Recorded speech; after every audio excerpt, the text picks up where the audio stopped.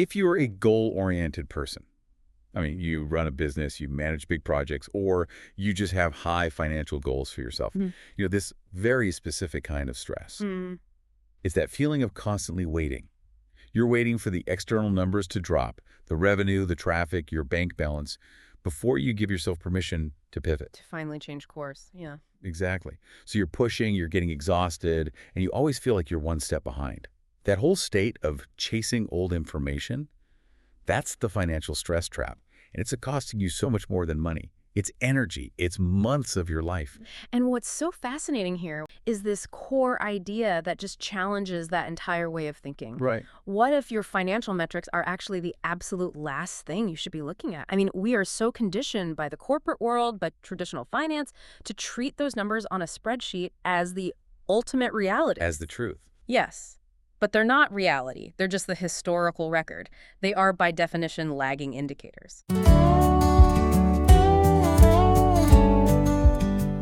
The really provocative idea we're getting into today is that you're not the victim of a tough market. You're actually the source of the energetic signal that creates those results in the first place. That is a huge shift in perspective. Yeah. So our mission today is to completely flip that script. We're going to dive into what the sources call the quantum secret to predicting your next financial breakthrough.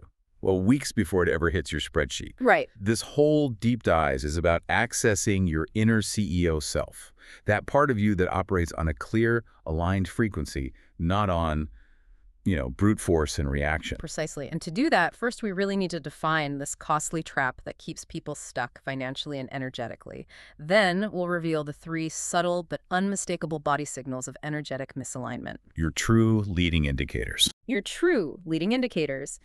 And then at the end, we're going to share a quick science-backed exercise to pivot you almost instantly into what the sources call a higher-paying, easier timeline.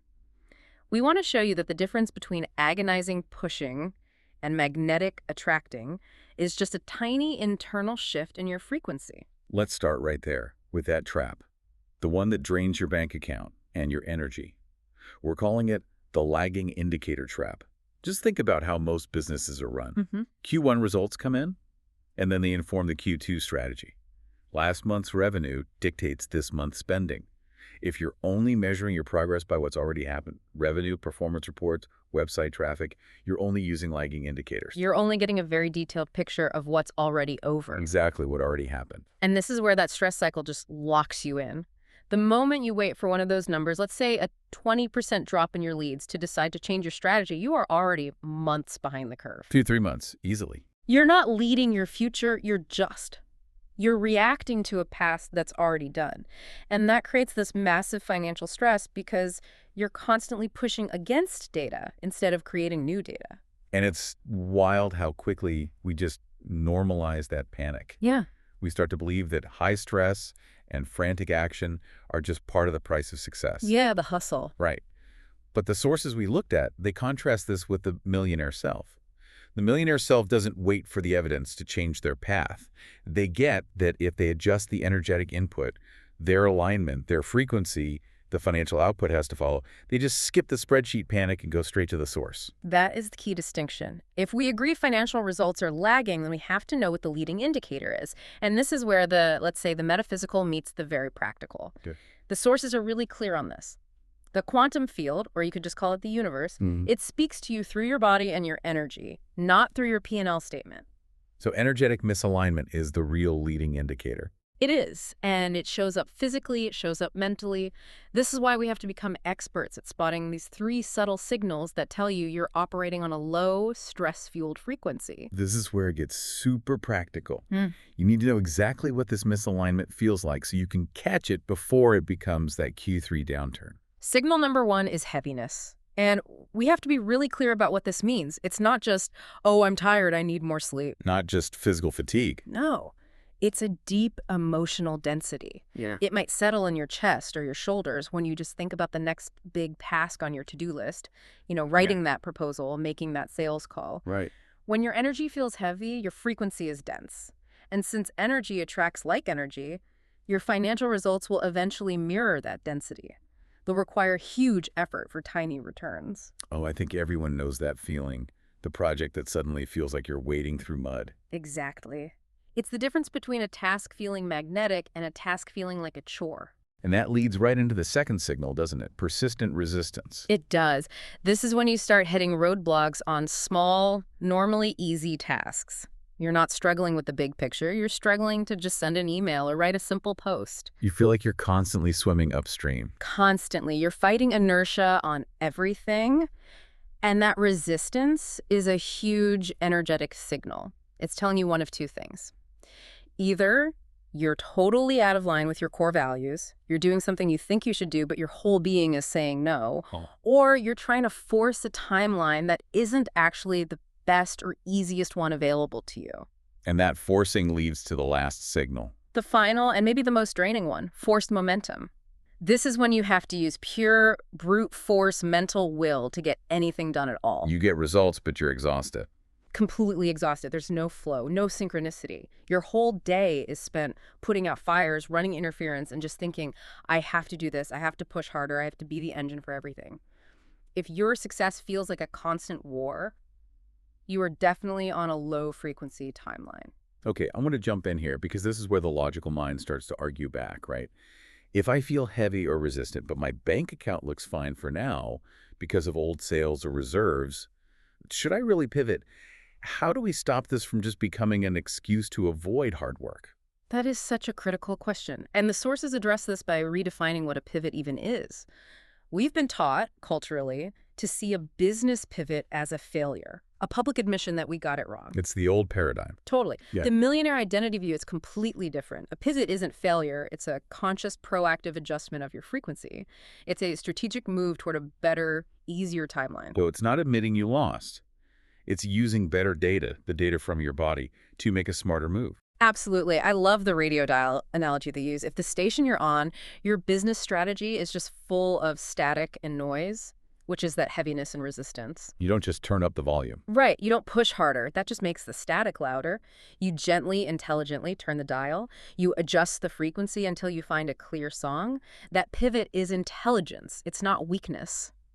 And that idea of listening to your internal intelligence, even when it seems confusing, is really brought to life in that personal story from one of the sources. It is. This business coach was feeling that exact forced momentum, huge effort, shrinking returns, and she knew her alignment was off. The money hadn't run out yet, but the energy was just toxic. So instead of trying to optimize her sales funnel or something, She sat down and asked a much deeper question. She asked, what limiting beliefs am I willing to let go of right now about money, wealth, and prosperity? But her mind was so noisy, the initial answer she got was just jumbled. the mental chatter was too loud. It was blocking the signal. Exactly. So she changed her method. She used an intuitive tool, in this case, a tarot card, just to bypass her overanalyzing brain. And she drew the Lovers. Which you might think means something about a relationship. A conventional reading, sure.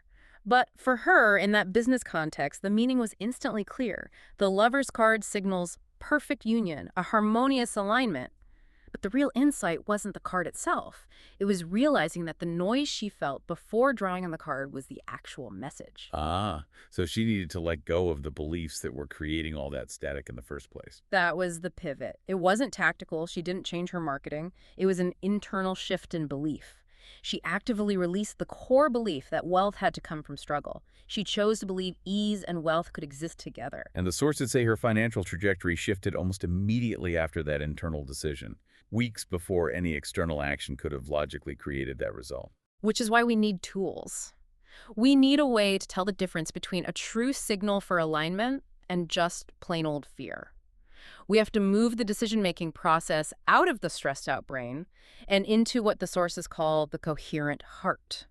And this is where we move from analogy to some actual measurable science, which I think gives the whole thing a lot of credibility.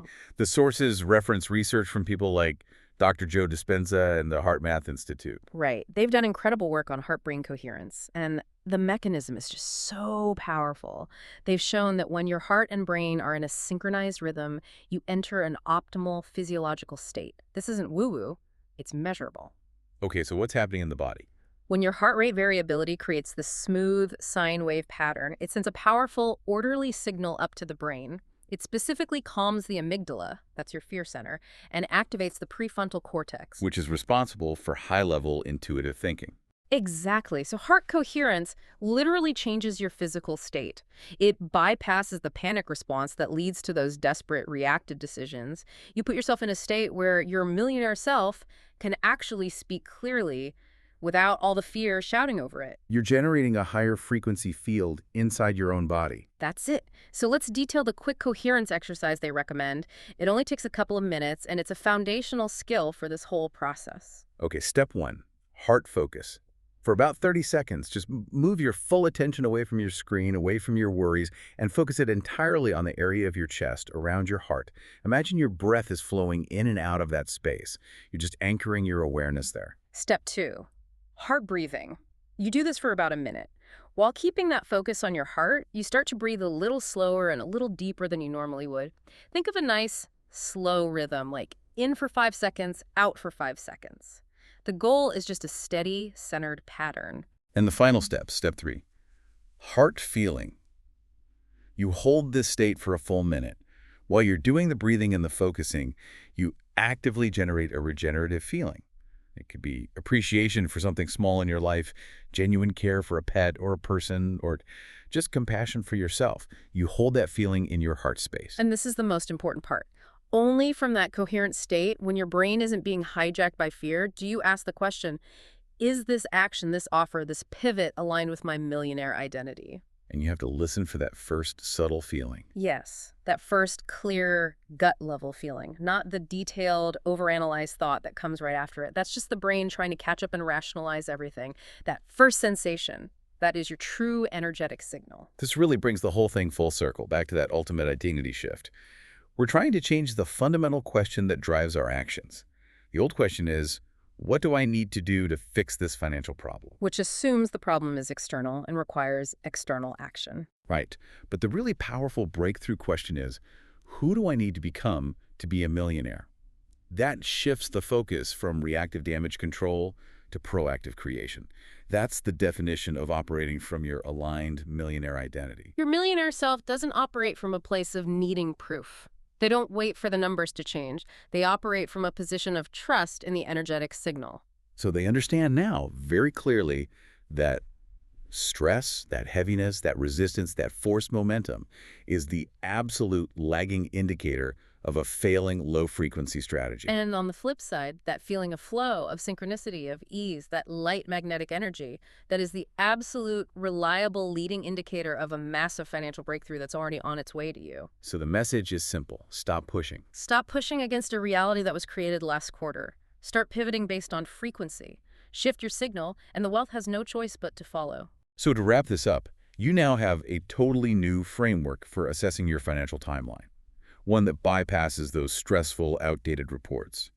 You can check your alignment in an instant using those 3 internal signals: heaviness, persistent resistance, and forced momentum. And if they're there, an energetic pivot is what's required, not just pushing harder. And you have a practical, science-backed tool, that coherence method from HeartMath and Dispenza, to access your intuition, to make sure that when you do pivot, it's coming from a place of clear, high-frequency alignment, not desperation. You're operating from your most resourceful self. So here's a final provocative thought for you to think about, building on everything we explored today. What is the one core limiting belief, that silent source of noise and static in your system that you maybe identified while listening, that you are willing to actively release and let go of right now? Focus on releasing that, knowing that the proof, the financial breakthrough, follows the internal decision to align, not the other way around. Think about that. Until next time. So when Gina offered me the opportunity to do this, I jumped for it, because I think anything that you can do that is going to chip away at these limiting the beliefs, the things that hold you back, is really, really worth doing. So it's been a really lovely experience, and if anybody's a bit worried about it, just do it, because the opportunity to connect through havening is really, really powerful. It's really, really powerful. But really helpful, I think, in terms of having that kind of guided process, just to kind of let the ideas and the feelings and the images flow, and then try and work out what it actually means afterwards, and to come up with And it made intuitive sense. sense. It's really, really helpful to then kind of have that debrief of, okay, what can we actually do with this stuff? Because that's where we tend to get stuck, is kind of like coming out of it going, oh, this is all some really interesting ideas and thoughts and feelings and images. But yeah, then, you know, how can we actually harness them to do something different? And I think that's been really, really helpful in terms of clarifying really what I need to prioritize to go forward in a way that will deal with some of that stuff that came up. I would like to point out that I'm actually a therapist myself, and sometimes therapists also need a therapist. So I was really stuck, and then one day a friend posted a link for Gina's wealth and money attracting short course, and I went, this sounds great, I'm just gonna book it. And I loved it so much. I really had an epiphany on that course, and it was only meant to be a demonstration, and yet it was really, it just opened up something, possibilities that I was stuck before, and now like, ooh, I can use this to unstuck myself. I'm a great believer that when the student is ready, the teacher appears. And you appeared at the right time. That's all there is to it. So, you know, if anybody is watching this video, it means Gina has appeared in your life. So please give it a try. She walks where the sky meets the sea, a calm in the chaos.